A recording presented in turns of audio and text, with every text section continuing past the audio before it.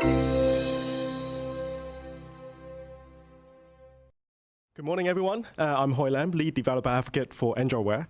And welcome to the very, very last London talk at Google this year. Woohoo! Way! Excellent, excellent, excellent. So with Brexit and the American election, a lot of people say, hey, truth doesn't really matter anymore. You know, we are done with the experts.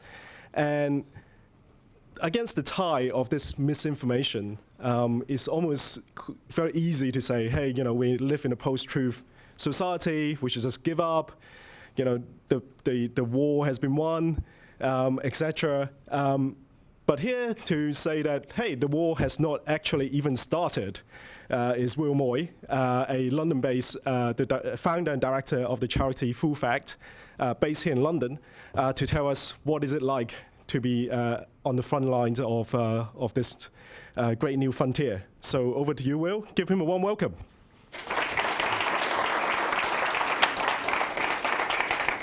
Thank you so much, everybody. It's a real treat to be at Google today. I'm really grateful for all of your time. And you too are obviously at the front lines of this fight about whether we can have information we can rely on, whether we can get it when we need it, and whether we're actually going to be willing to rely on it. So it's a pleasure to be in good company today. Let me start, though, with a question.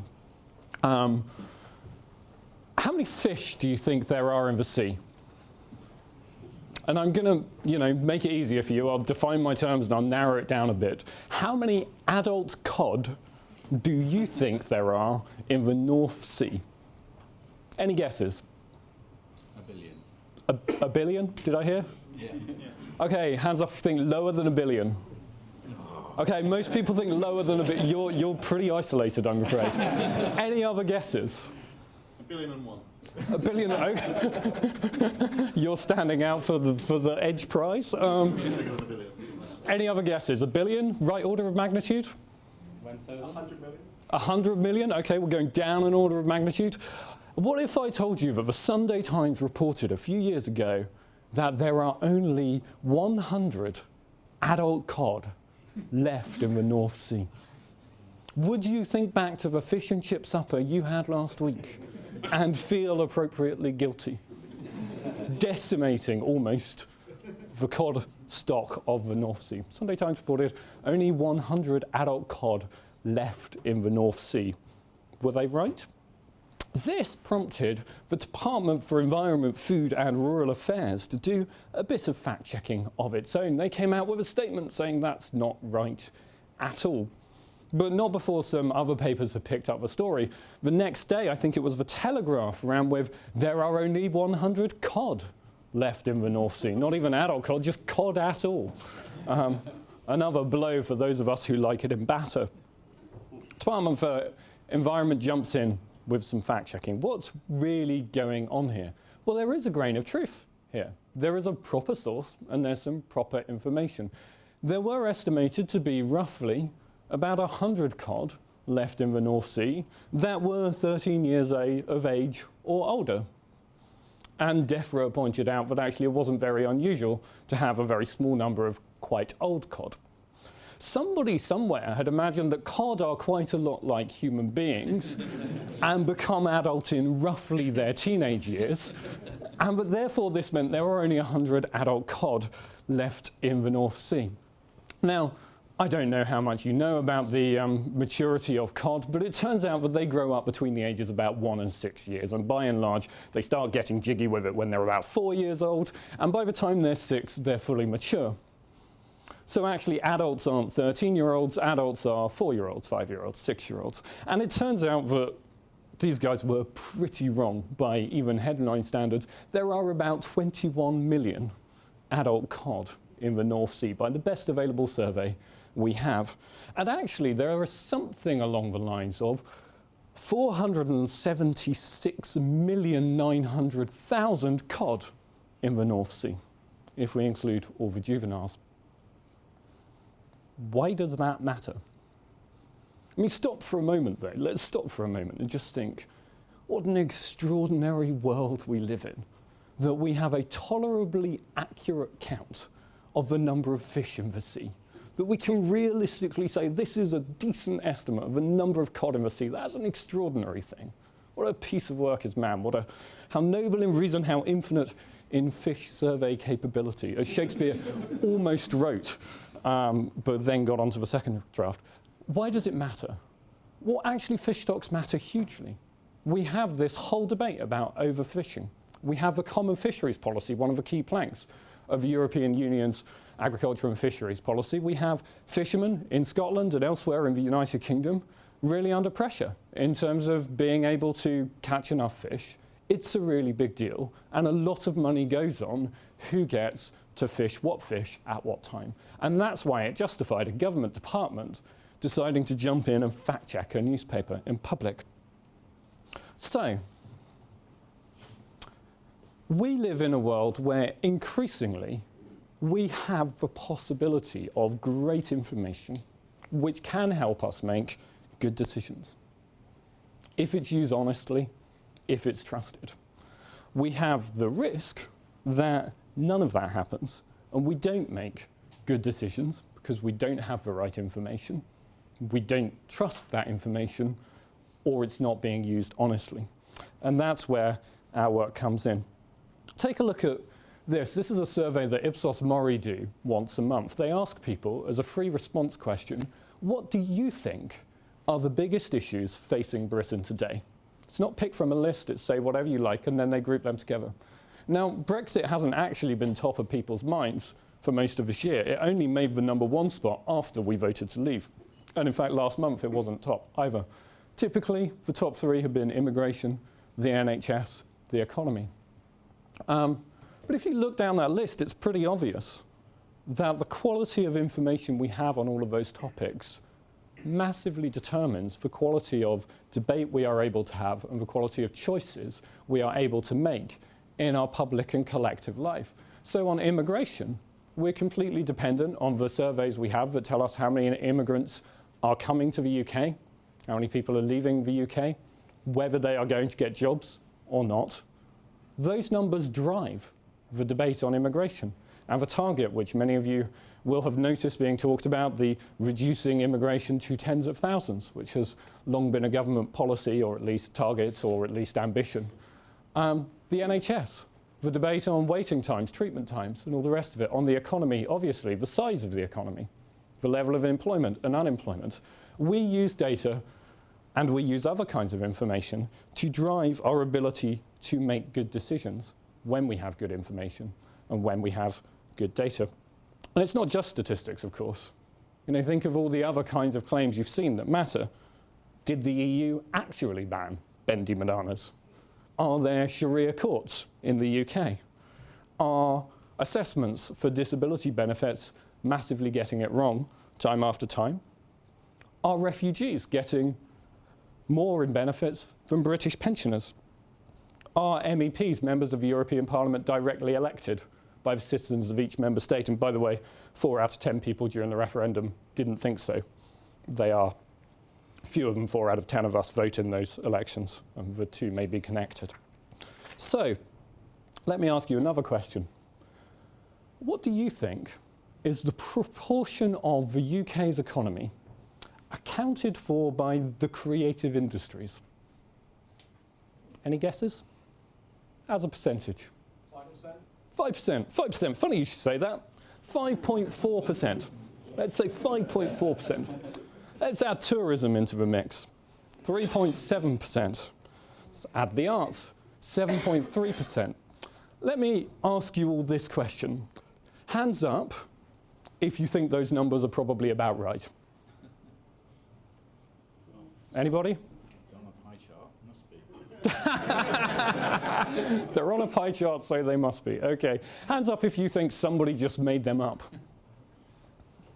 Okay, about half the cynical room. Hands up if you think I just made them up. Okay, it's a bit of a blow for a fact checker. These are actually, as far as we have them, official estimates from the relevant public bodies or organisations like the Arts Council England and so on and so forth. I pulled these together for a talk I did for the Department for Culture, Media and Sport, which is responsible for all of these areas and apparently responsible for a colossal proportion of our economy. But actually that question of are these figures real or are they just made up is a rather difficult question. And I started noticing that quite a lot of people make these claims, that such and such a proportion of the economy is down to their industry, their kind of work. And I started, with a little help from Google, totting up a list. And it turned out that if you add up all of the bits of the economy that somebody is taking credit for, we get past 100% pretty quickly. There are people out there who will claim, 40% for this and 20% for that, and it all adds up to more of the economy than actually exists. The pie is bigger than the pie can possibly be. And it even turns out that 15% of the economy is generated by clients of Oxford Economics, which write reports about what proportion of the economy their clients generate. Now, there are good ways to do this analysis, and there are bad ways to do this kind of analysis. As a gross value added analysis is the technical term for it. There are, luridly deceitful ways of doing these analyses, and there are careful and responsible ways of doing this analysis. And I have to say, I don't have the expertise to know which I'm looking at any given time. Nor does the average member of parliament, senior civil servant, government minister, journalist, person seeing these in headlines. So what do you do when you're stuck with that problem? What do you do when you know it could be deception, you know it could be useful information, and you don't know which you're actually dealing with? My hunch, in this case, and what I used to do when I was in a kind of job where this stuff got put under my nose on a regular basis, is just ignore it. Just assume there's no useful information in there. Honora O'Neill, who some of you may have heard across, and Honora O'Neill is a philosopher. She was president of the British Academy. She's a member of the House of Lords. She's chaired the Equality and Human Rights Commission and done lots of other brilliant things. And in 2002, she gave a series of Reef lectures, which BBC's kind of flagship lectures. She gave a series of lectures on trust, which are fascinating. And she points out that there's this big gap between the enthusiasm with which we say we don't trust people and the fact that by and large in practice we are willing to put our trust in people to run the country, to give us news, to run businesses and all the rest of it. But she made what I thought is a really profound point about how we receive the information we do. She said, our ambition is not to place trust blindly, as small children do, but with good judgment. We need information and we need the means to judge that information. And the fact is, when somebody dumps on you, the creative industries are responsible for 5% of the economy, we don't know whether we have information because we don't know whether we have the means to judge that information. So I know I'm in a room with some of the brightest and the best of London, of the tech world, of Google's staff. So let me all ask you a simple question. What is the size of the UK's economy? Talked about 5% of it. What is the size of the UK's economy? I'm going to make it really easy for you. To the nearest £100 billion. So would everyone mind standing up, please? Everybody stand up, please. Right. There is a prize for getting this one. My colleague Mevan here has full fact stress balls. The winner of this game gets a full fact stress ball, which is a sought after thing. I'm going to start from zero. We all know the economy is bigger than no pounds, right? I'm going to start from zero. I'm going to go up 100 billion at a time. I want you to sit down when you think I've got to the size of the UK's economy. So 0, 100 billion. Sorry, the annual GDP in pounds sterling for pedants and economists among us. 100 billion, 200 billion, 300 billion, 400 billion, 500 billion, that's £500 billion.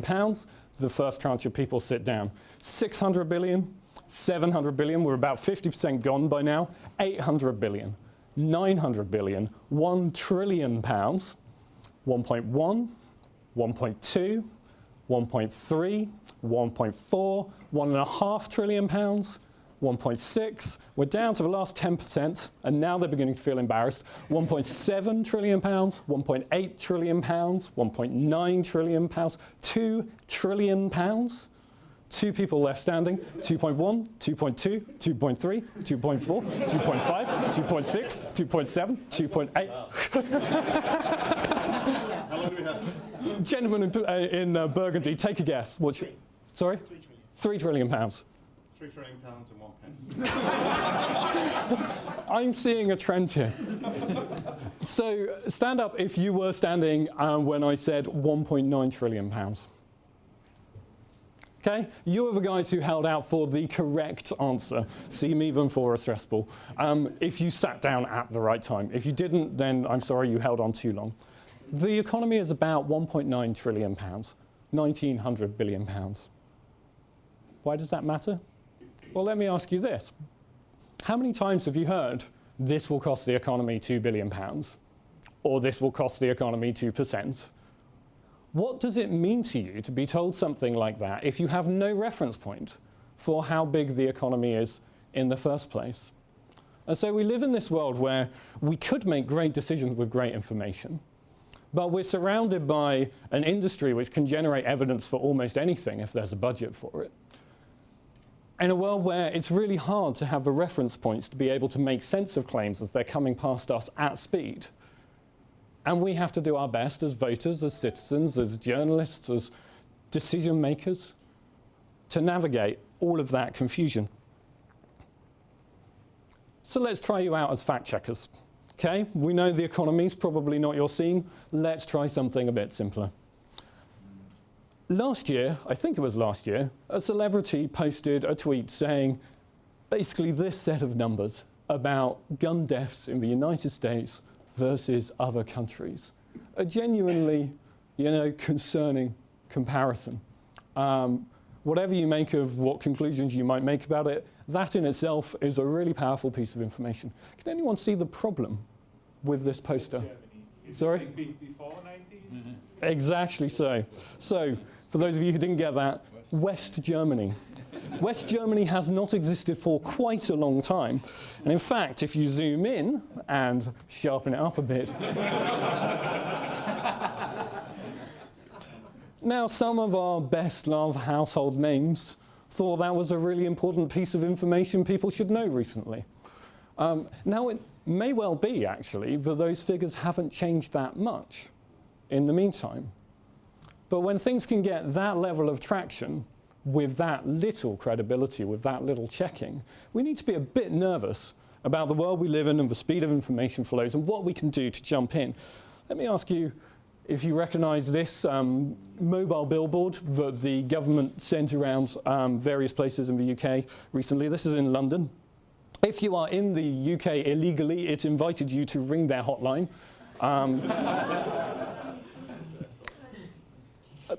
There's a good argument the government should be experimental in how it does policies and evaluate those experiments and all the rest of it.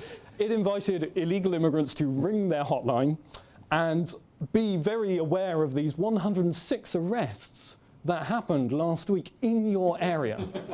Your area. What do you think your area means? Your area, it turns out, if you zoom in and sharpen up the text, means Buckingham, Dagenham, Redbridge, Barnet, Brent, Ealing and Hounslow. Now, I don't know how many of you are very familiar with London, but if you were familiar with London, you might know that the map looks something like this. Your area is 2 islands completely separated by not your area. A cynic might just wonder whether that was the your area which had to exist to get a 3-digit number of the arrests last week. One way or another, exactly how they define their terms mattered a great deal. Now, the thing you notice about both of those examples is you don't have to know very much to be able to look behind them and find out something important about whether they're true or not, whether you would rely on them or not to make decisions. But you do have to have time. You do have to have quite a bit of curiosity. You do have to see it more than just going past you at 30 miles an hour on a road. It's actually quite a challenge to be constantly assailed by claims and facts and assertions and keep track of even these very basic and very obviously checkable claims. So let me take you to something that's slightly less obvious. This is a graph of the population of the United Kingdom over the last century. Fairly obvious. There's a big dip in the 19 teens. Everyone see this? Big dip here. Fairly obviously coincides with the First World War. There is no such big dip around the Second World War. Can anyone tell me why? Anybody? No census. No. Louder, sorry. There's no census? No census. There was no census, but they interpolated the figures. So you're right, but you still don't get a prize, I'm afraid. Any other guesses? Soldiers travelling abroad didn't lose their citizenship, whereas maybe in the First World War they didn't count them when they were in the UK or something? Spot on, spot on. So in the First World War, we defined the citizenship of the UK, the population of the UK, as not including soldiers who are stationed abroad, which is why there's a big dip, but then it goes back up again, because they come back, they were demobilised. In the Second World War, statisticians defined it differently. The population of the UK included soldiers stationed abroad. And of course, you can't use these figures unless you know that. It looks like a perfectly simple graph, but you cannot use that set of figures unless somebody gives you that extra bit of information. And not only can you not use it directly, but every time you've heard somebody say, this is what the figure is adjusted for population, you've got to wonder, did they know this? Did they take account of this? Did they do something about it? Can you actually trust the figures you're being given? So one more question. After the First World War, dips in the First World War, it goes back up again. Soldiers come home. Why does it suddenly dip again and stay down? Immigration, people leaving the country. Spanish flu, methodology change. When people that get back to where they were stationed during the war. It might be that. So we've got soldiers moving, we've got Spanish flu, we've got Methodology change. louder. Methodology change. This is the Irish Free State leaving the UK. This is not the same country at the beginning of a graph as it is at the end of a graph. It's 2 million Irish people declaring independence. It looked so simple. So many things look so simple. And actually you need quite a lot of knowledge to be able to parse even these very simple claims. So it's just as important that we are able to place trust when we might rightly and reasonably and rationally and sensibly be skeptical of things, as it is important that we are able to withhold trust when people are actually trying to deceive us. We have a problem both of actually relying on information which is reliable and of discarding information which is not reliable. And that's the problem that people really struggle with. In a survey done in 2010 by the Committee for Standards in Public Life, they were asking people about their level of trust, and they asked people what they thought were the most important qualities of public office holders. And telling the truth, basic honesty, stands out as a public concern. They asked people, what proportion of MPs would you generally trust to tell the truth? 20% said most of them. 50% said few or none of them. Roughly 1 in 5 of us would generally trust politicians to tell the truth. Roughly 1 in 5 of us would generally trust journalists to tell the truth. We've been given a choice so often between blind faith, taking people's words for things, and blind cynicism, rejecting everything they say. And by and large, we have collectively chosen blind cynicism. So what do we do about this? We're Full Fact. We're the UK's independent fact-checking organisation. It's our job to help people make their minds up about the really important issues of the day.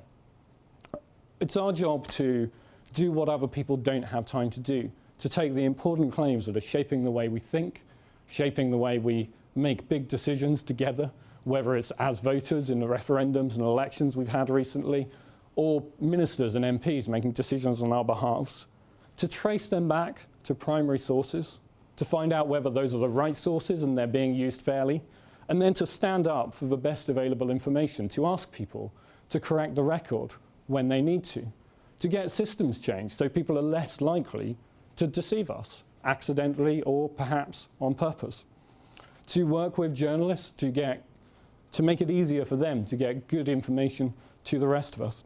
Here's a little flavour of some of what we've been doing recently. Full Fact. Full Fact is an organisation which specialises in fact-checking claims made by politicians and the media. So the panel had better watch out. Well, we've had Full Fact. They're independent analysts, call them Project Fact. We went through absolutely everything that was being said. How do we tell fact from fiction? Well, this man knows. Will Moy is from Full Fact, an independent fact-checking organisation. Organisations like Full Fact, when they started off, were a complete culture shock to newsrooms across the country because, I think you probably admit this, you took quite a militant attitude. If we got something wrong, we would get a complaint, and that complaint would then go to the PCC, as there was then, if it wasn't properly resolved. And at first journalists say, who are these people? Why are they questioning it? But actually, over the long run, it's made us all think a little bit harder that when we get a press release from organisations to pick at random, like the Taxpayers Alliance, perhaps we need to be a little bit careful. So this is what we do. It's in some ways the most humble thing you possibly could do in public debate. It's simply going to very powerful people and asking them, where did you get that claim from? What's your source? What have you done with it? Does it really stack up? And then telling people the answer to that. So we published thousands of fact checks now over the last few years on our website. We've done them in conjunctions with the major broadcasters, the major newspapers. We've live fact-checked the election debates, the referendum debates, the Clegg Farage debates in 2014 on EU membership, the Scottish independence debates in the autumn of 2014. We've fact-checked everything from immigration to the NHS, from COD to, honestly, seriously, the number of zoophiles in Switzerland. It came up for some reason. And we've learned an awful lot along that way. One is that there is a huge appetite for information that people do think they can trust, for information that takes people's own judgment seriously and says, we will give you the information you need to make your own mind up.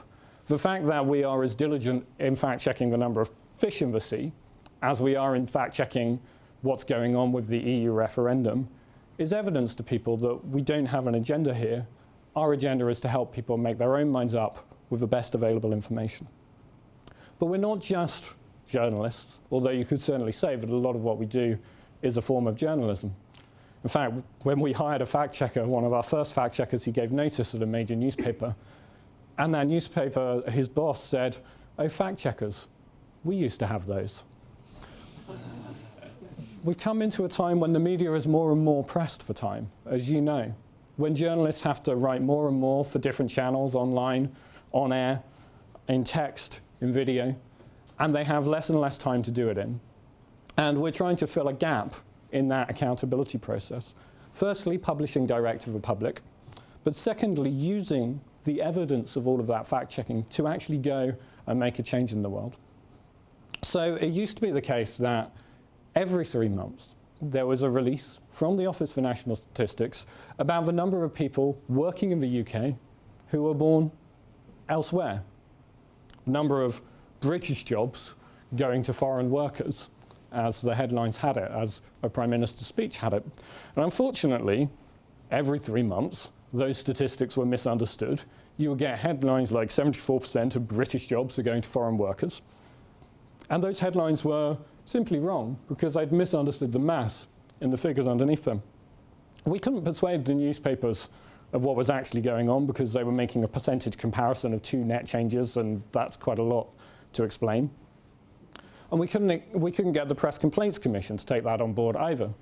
So we went to the Office for National Statistics and we said, it's your release.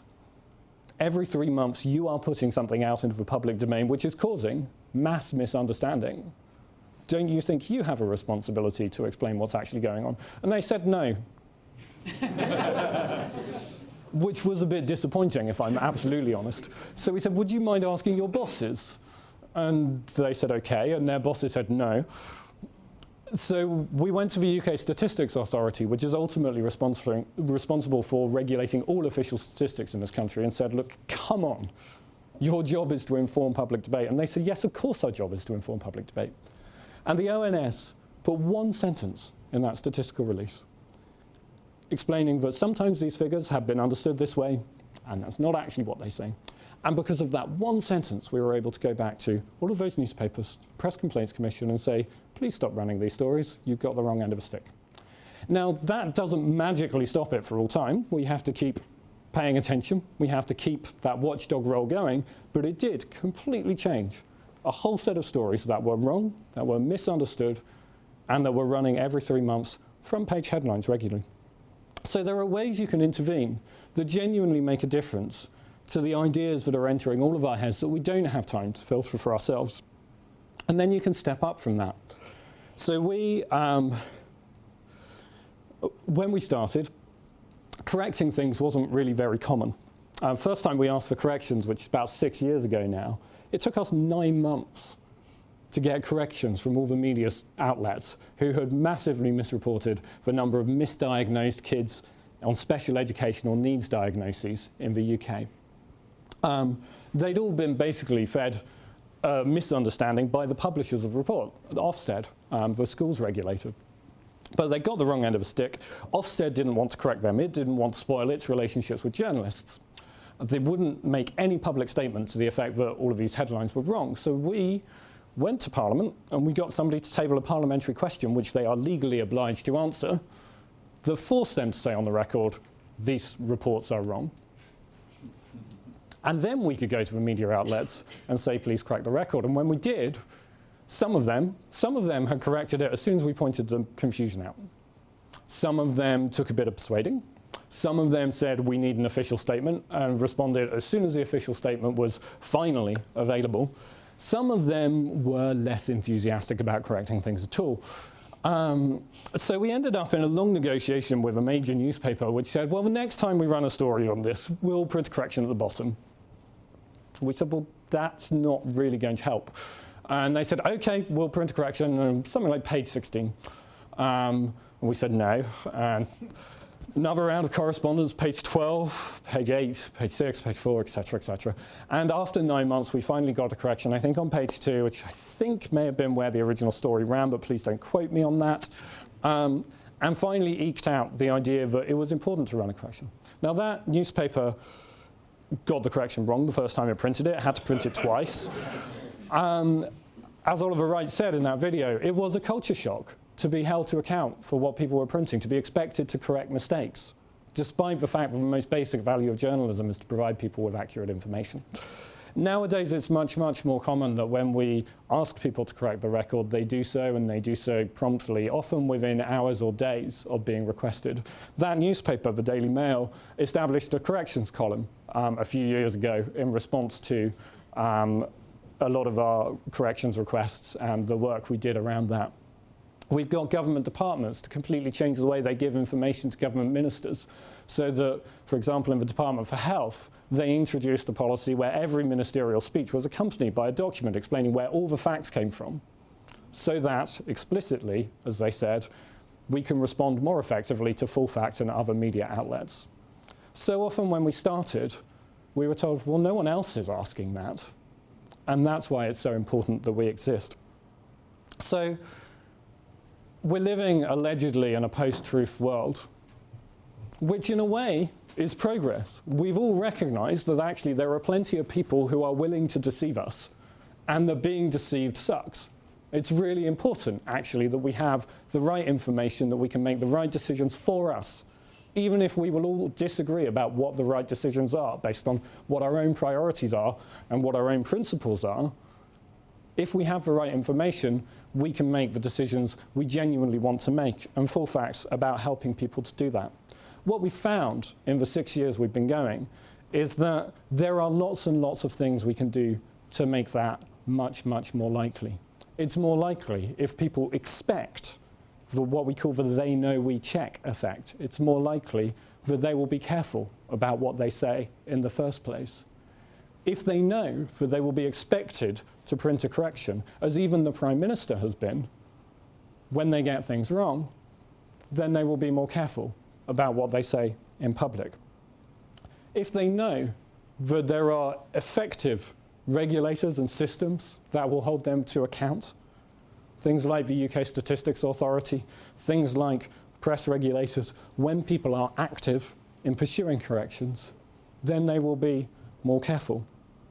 And we also know that actually we all as citizens need a lot more help, a lot more education, a lot more support to be able to make good judgments about what to trust and what not to trust. So we know there are solvable problems, and we know there's so much left to do. So I want to end just by giving you a little flavour of a few of the things we're doing next. You've seen some of the media work we've been doing in terms of live debate coverage, in terms of other partnerships. We've just launched a partnership with LBC, the national radio station, doing weekly Facebook videos of fact-checking, taking that out to an audience where I think the archetypal LBC listener is a taxi driver. And who would you rather be talking to about what's the best information we have about important issues than the taxi drivers? And let's spread the word that way.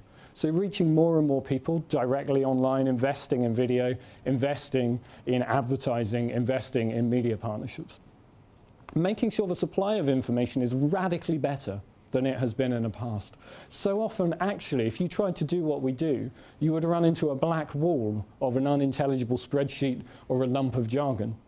We've launched a joint project with the UK Statistics Authority, which is responsible for all official statistics in the country, the Economics and Social Research Council, which is responsible for funding social science research here, and the House of Commons Library, which was responsible for briefing all MPs to say, what are the biggest issues of the next few years? Do we have the data we need? Do we have the analysis we need? And is that being effectively communicated? So the people making decisions, be they government ministers or be they all of us as voters, can actually use that information to make those decisions. And we are radically stepping up our game in terms of being ready to get corrections when we need to. We know that politics, the public debate as a whole, depends on repetition. There's a reason you don't know the COD thing, but you do know, for example, the long-term economic plan. Brexit means Brexit, the things that get repeated all the time. We're building new software, and it's actually funded by, partly funded, it's not fully funded, should make that clear, by the Google Digital News Initiative, which is automatically monitoring what's being said in Parliament, what's being said in the news, for claims that we have fact-checked, so that straight away when people repeat claims that we know are wrong, we can go to them and say, can you take that down? Can you correct the record? And the quicker we can do that, the less that misinformation will be repeated, and the more people will be able to rely on the information they're reading. So reaching more of the public directly, making sure the fundamental supply of information is better, making sure we can more quickly and at a much larger scale hold people to account. These are ways that we can increase the impact of fact-checking dramatically over the next couple of years, and that's what Full Fact is trying to do. So thank you very much for having me. It's been a real pleasure to talk to you. I'm very glad to take questions, heckles, or comments. To what extent do you think it will backfire in that journalists go, creating hard numbers is hard, but getting anecdotes is easy, so we'll do more vox pop and less data?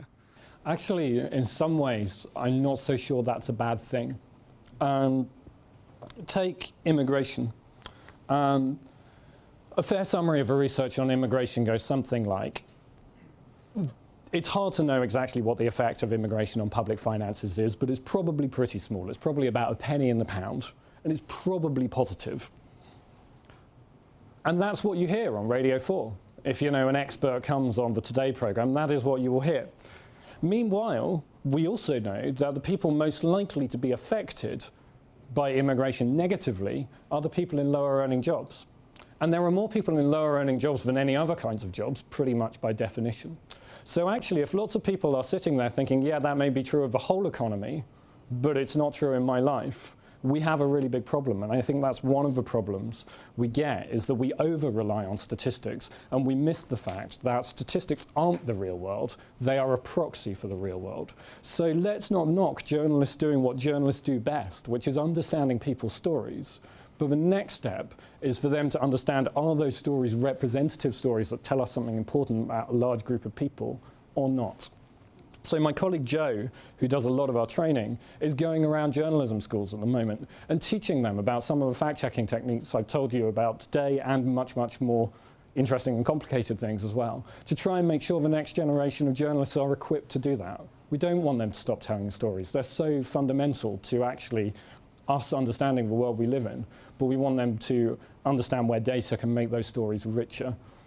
At the moment, we have too many people who see a number and think it's a source of authority. We've got to switch that relationship around.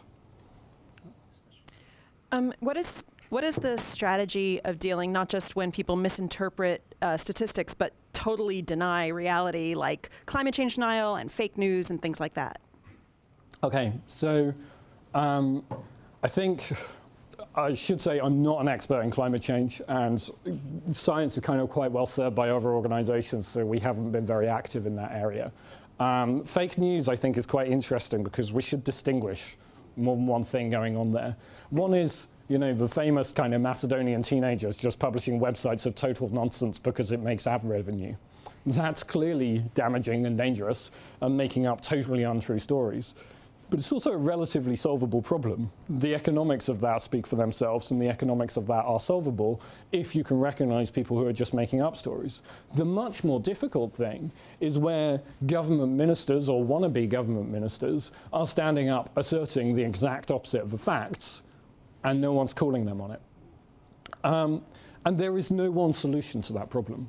Sometimes it's enough for us to just say, actually, that's not what's going on.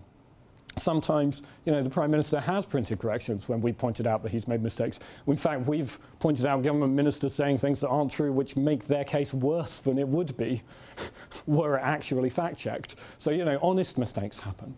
But what do you do about the really persistent people, the people who actually want to deceive us, whoever they are? One is, yes, you need decent watchdogs. You need people to actually point that out and call that out. Then you need public pressure. You know, actually, where does power lie in that relationship? Well, you've got noticing it. You've got how far can it spread? How many people will repeat it? If the media aren't doing their job as gatekeepers, then the media deserve a kicking until they do their jobs, until they do hold power to account. So we need to make sure that there are adequate means of stopping the media from publishing things that they have good reason to think they actually ought to be questioning and hold people to account about. And not all media outlets actually have the same kind of means for making sure that they're not publishing things that are true. So we want to strengthen those kinds of internal standards mechanisms in newspapers. Then we need to say, what else can you do to stop that? So one of the things that was really glaring in the EU referendum was the UK Statistics Authority saying the £350 million that we don't actually send to the EU, but that iconic number could be spent on the NHS. That claim was, I think, quote, seriously misleading, certainly misleading. That was what the UK Statistics Authority said, independent body whose job it is to police the good use of official statistics. Did that put an end to it? Clearly not. What's the ballgame in a campaign like that? Well, part of it is TV, right? 67% of people's main source of news is television. So we need to make it much, much harder to put nonsense like that on air in a way that people are not held to account for. So one of the things we've been pushing for is that when the BBC has coverage which includes statistics that the Statistics Authority has said are misleading, they should explicitly say each time, this is misleading, it's official. And that will change the dynamics, will change the balance of power in that relationship. So there are things we can do like that change the rules. And then you hit social media. And social media is a whole other problem because actually it's not clear who you go and have a fight with. So, you know, there aren't people whose job it is to be gatekeepers in social media. It's up to all of us. And so we all have to stand up and step up a bit and actually take some responsibility ourselves. So we're not just going to click share when we see something we feel strongly about that we agree with when we don't know whether it stacks up. But we also need to do more than that. We need to really help people on social media and say, look, I know you've seen this. Here's some information so you can make your mind up about it. And that information needs to be in the right place at the right time. I know that Facebook at the moment are busy agonizing about their role in all of this, and we've been talking to them about that. I hope that we will see movement that makes it easier to make sure that at the point where people need information to judge things for themselves, that information actually arrives. It's a bit too soon to see what will happen on that front. But this is exactly why we're developing automated fact-checking, because you cannot have human fact-checkers popping up on everybody's social media feeds. You cannot even have the thousands of people who have generously supported us in crowdfunders and stuff doing that.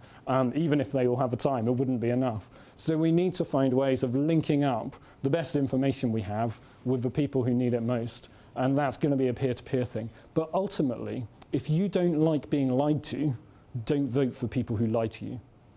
Don't buy their newspapers. Don't watch their shows. We all have to exercise our power as consumers and voters in this. And that is part of the picture, but it's not the only part. Thank you for your talk. What I wanted to ask, you mentioned at some point that fact-checking was like part of the journalism business before. So the question would be, why do you think that it took some time to fill that gap? And that normally it's not a business anymore in journalism, and well, you are doing this, but it's not a booming industry that just spread out of journalism.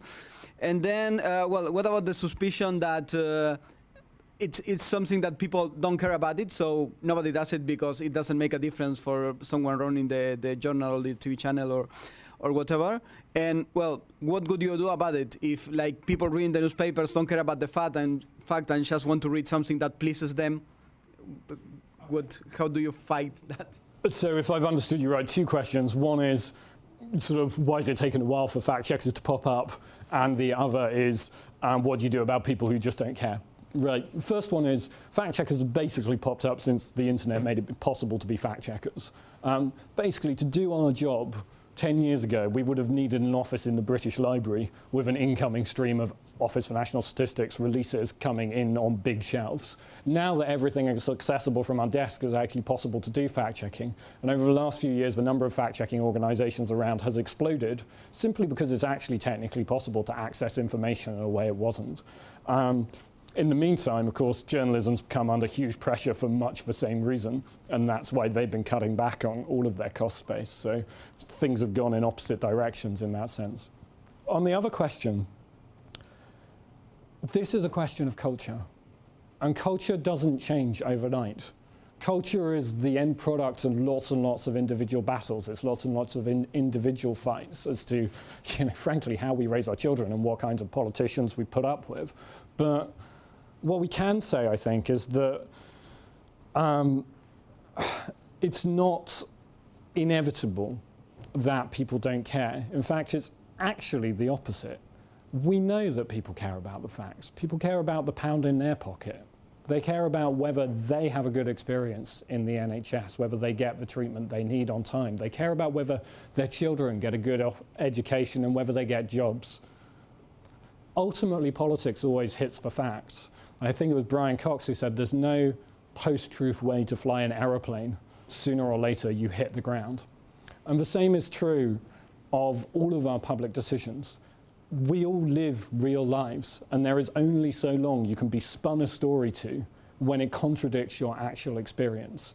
When we have had not real wages growth, basically since the recession, nobody's feeling flush. And that plays into everybody's perception of how well the country is working.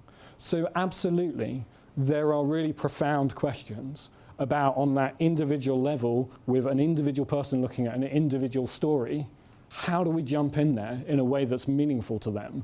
And we're going to be working with neuropolitics departments and others who are researching at a really fundamental level where information comes in to try and figure out how we make fact-checking effective in that micro level. But let's not lose sight of the big picture. People live real lives. There is no postmodernism about whether you've got a job or not. And so it isn't the case that you can spin an untrue story endlessly. It is clearly the case that you can spin untrue stories for long enough for them to do profound damage. And that's what we're here to fight. And we're still looking for all the best levers to do that. We're down to our last two questions. So the first question, go to this lady at the front. Let me try to do some short answers. Fascinating talk, thank you. You've touched on this a bit already, but I don't know if there's any more you might want to say about the role of technology in solving this problem, because I think certainly you're talking to an audience of people who sort of have that background in general, but no matter how long it takes those untrue facts to be discovered, as you pointed out, there's obviously a period of time when they can do a lot of damage, and the quicker you can identify them and kill them, the more effective you can be. And in a world now where information spreads like wildfire, clearly like human sort of scale alone is not enough. But so I'd love to hear a bit more about your thinking about the role of technology, and also potentially even the role of Google in particular. Okay, quick version. We published something called the State of Automated Fact-Checking this summer, which is our roadmap for how we can make fact-checking dramatically more effective with existing technology, even before we build the great Google AI in the sky that will do all the fact-checking for us. So I would really recommend reading the State of Automated Fact-Checking. Come and have a chat to us about that. fullfact.org/automated. Thank you kindly. Even my co-author over there. Most politics is not a question of hard facts. It's a question of judgments you make with limited information. And we need to be really, really careful about how far we think technology can save us the bother of looking at confusing information and reaching conclusions about it. So I think what we can do is mop up a huge amount of stuff by basically investing more in structured data and using structured data to check things more effectively, even before we kind of come up with crazily clever AI algorithms. And we want to work with places like the Office for National Statistics to make that kind of structured data much more readily available to power those kinds of tools. And that's a very, very obvious roadmap to follow through on. We do need to be very careful of the boundary between judgment and facts in politics, and we need to recognize where it is a question of giving it to the reader, the user, to make their own mind up. So those would be my two strands of thought, if you like. But we've written a tiny book about it, so have a read and come and have a chat. We will have our last question here, but there will be more time afterwards to ask Will questions, so if you stick around.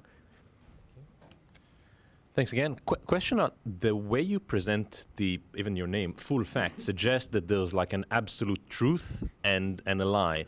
And I'm just wondering, how do you deal with the fact that some of the facts, number of cods in the sea, GDP, by definition have to rely on all sorts of estimations, and actually there's a range. It isn't an actual number, and so there isn't a right answer. No, the full fact is usually that the world is more complicated than people say it is. Most of what fact checkers do is reinserting the shades of grey that campaigners present as black and white. So actually, our latest estimate of immigration is roughly 1/3 people have come into the country, but there are loads of caveats about that. It's our job to tell you what the caveats are and not just what the headline number is. It's always the fact checker's job to give people power to make decisions about the things they care about, not to give them simple answers just because people want simple answers. So we see full fact in exactly the opposite sense you suggest, which is that actually the world is complicated, and although it's our job to make it as simple as possible for people because everyone's busy, it's not our job to make it any simpler than that. So when things are complicated, we will tell you they are complicated, and it's up to you to make your mind up. Great. That's a perfect end to the talk. Let's give a warm thank you to Will and Full Fact.